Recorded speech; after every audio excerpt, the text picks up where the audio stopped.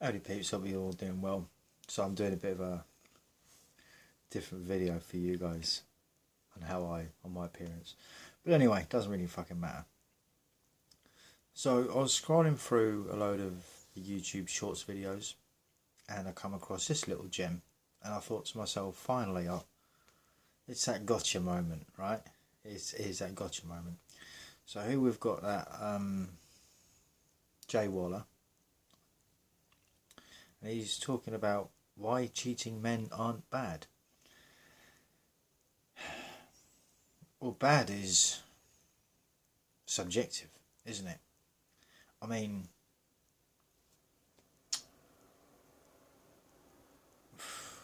like in that sense, whereas it's the abscondence or the abscondence of any personal responsibility or accountability. But let's listen to what he's got to say, and then I'm going to give you my piece on it. What is the likelihood of finding a man that can actually take care of you physically? Alright, so what's going on there? I'm going to have to cut in as he goes through it, right? So what is the likelihood of...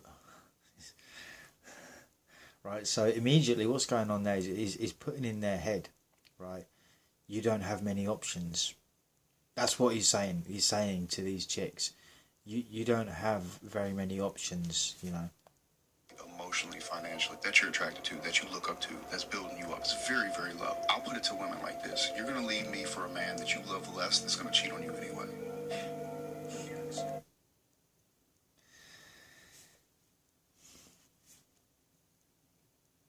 You see, this is the assumption of, you know, I've spoken about people projecting themselves onto others. That's exactly, so he's projecting how he was, or maybe just how he is. Personally, I think a lot of the time leopards don't change their spots, right?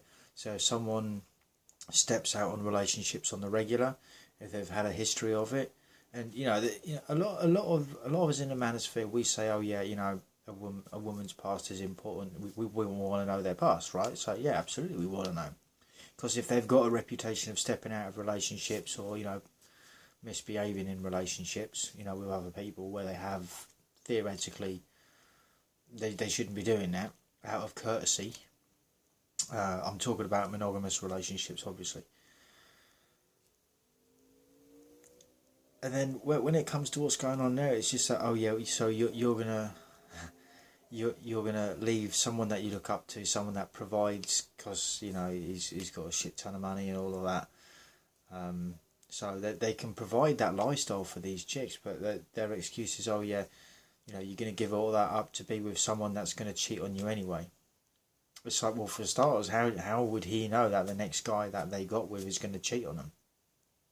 They don't. But they will project that they will, because what they're saying is, you know, you might as well be with me, because I want it's possession. It's like seeing other humans as a material possession, basically. That's what it comes down to. It's sad because these chicks are swallowing it, I think, for the most part. No pun intended. You know, no pun intended on that one at all. But still, the psychology of what he's doing there, he's actually telling on himself. He's basically saying, yeah, you can be with me, I'm going to step out. At least he's being honest, you know, at least he's sort of giving them a choice. It's like, well, if you want the money in this kind of lifestyle, you can have that, but I'm still going to go and be with other women anyway. And then anything else is a you problem. But if you want to leave me in this lifestyle to be with someone else that's going to cheat on you, well, you know, what would you rather, just have the lifestyle and be cheated on everything? No, it's about morals and ethics, right? For me, it's about morals and ethics. It's like, no, I'd rather have the life that I've got as it is, right? Perhaps with someone else added would be nice, right? I'm just saying, like, I won't deny that. Because I'm not stupid rich. I haven't got, you know, a choice of Bugattis or whatever that I get to choose from to go to work, or I'm not getting flown out. I'm not flying myself out in jets all over the place. I'm not doing any of that shit. You know, I don't need to do any of that shit. It's not been me. I don't have a desire to have that lifestyle.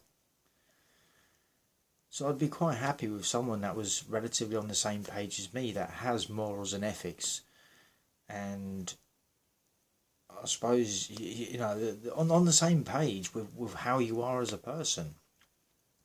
Well, what's going on here is just manipulation. You know, yeah, you might as well stay with me and have this lifestyle. Then he gets his cake and eat it, right? You know, we talk a lot. I'll say we. I've spoken a lot about on the channel about how women want their cake and eat it, and this is how rich guys do it. Yeah, and again, at least he's being honest about it. And look, I know it sucks. I swear to God, if I would write a check for $1 million right now. I would be worth 10x more if that feeling inside of me, that sexual urge as a man, was gone. Like life. No, but the thing is, this is all about. It's quite ironic these guys talk about so much discipline and self-control and this, that, the other, and when it comes down to it, you know, the person that looks up to them, you know, he's talking about this person that, you know, look, that they've got this air quotes perfect woman or whatever that's looking up to them, she's there for them, and they're providing them with this kind of lifestyle, and they're still stepping out. That is literally down to self-control. That's not anything else. That is just, call it for what it is, man. That's just narcissism. It is. Would be so much more productive. I don't think it's cool. I don't think it's cute. I'm not trying to sound like a big G. None of that shit. I'm telling you honestly, my whole 20s, I dealt with the pain of leaving women I love because I want to cheat on them. I wish I... No, he didn't.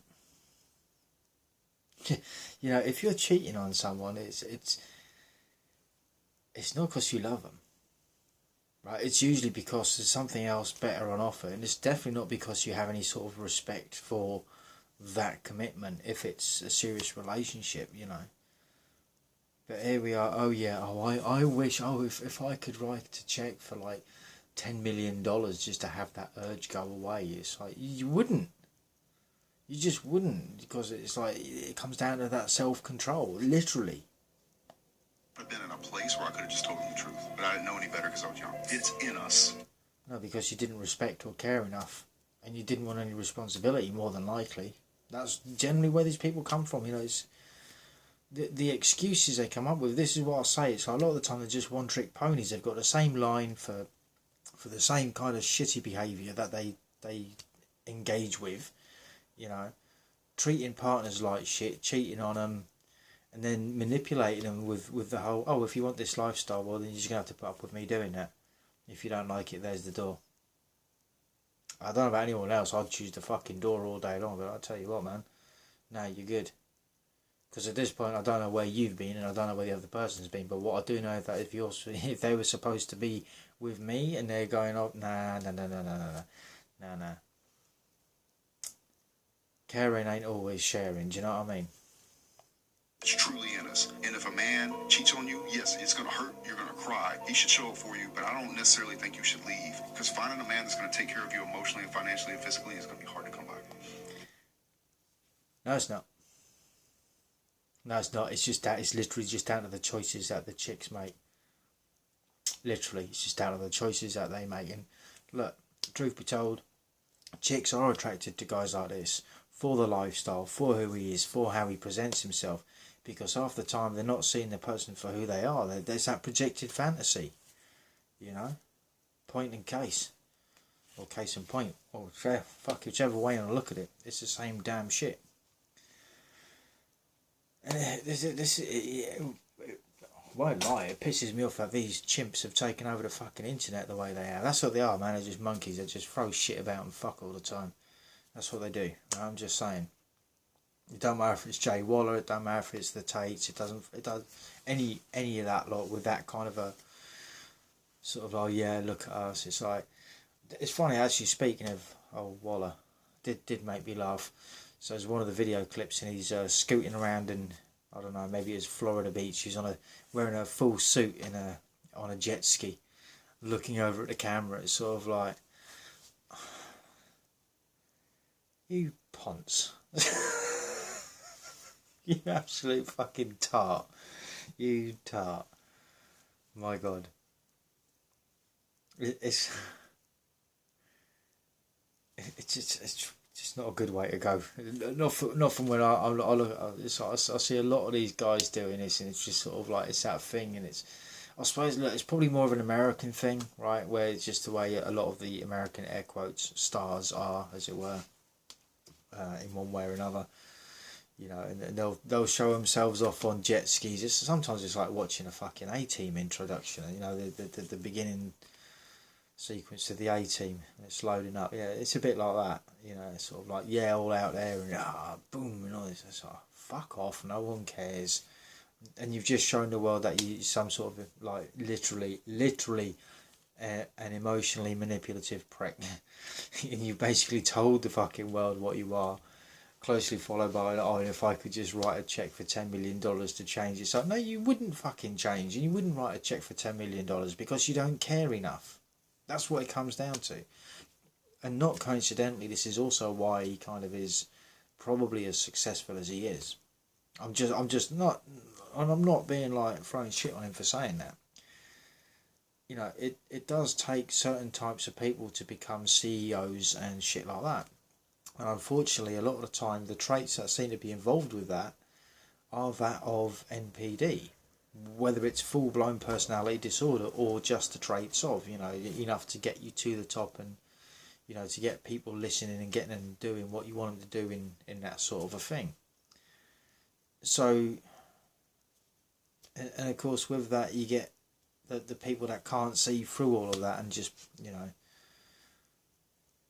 a lot of the time, let's be real, there's no point standing up to them because you're going to lose. If you're an employee of theirs, you're going to fucking, you know what I mean? They'll just same shit. If you don't like it, there's the door. But anyway, look, this will do. Just a nice little short video on that. It just randomly just cropped up now, and I thought, actually, fucking brilliant. Caught them in the fucking act. Gotcha moment. Basically telling on themselves and how they are in relationships. But hey, you're going to find it hard to find a man that actually, you know, can provide you. It's like, fuck the lifestyle, man. Like, well, you know what I mean? It's like, you get with an average guy, and yeah, you can have good months, you can have bad months. It is what it is.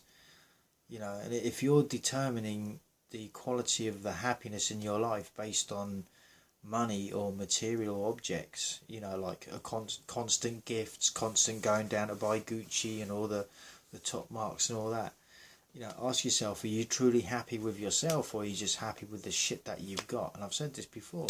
So I've got quite a bit of stuff, just general stuff. It's like meaningless to most people, but it means something to me. It doesn't define me. A lot of the time, it doesn't even bring me a great deal of fucking happiness, but it does kind of help out a little bit. I'd say more so when you're single and you're going through moments of trying to, you know, find reasons to keep on breathing. You know, I'm not in that state. I'm just saying, like, sometimes you know, as a guy, you sort of sit back and you think, why the fuck am I here? Like, you know, what have I managed to achieve in this time? Because, you know, yeah, I might have a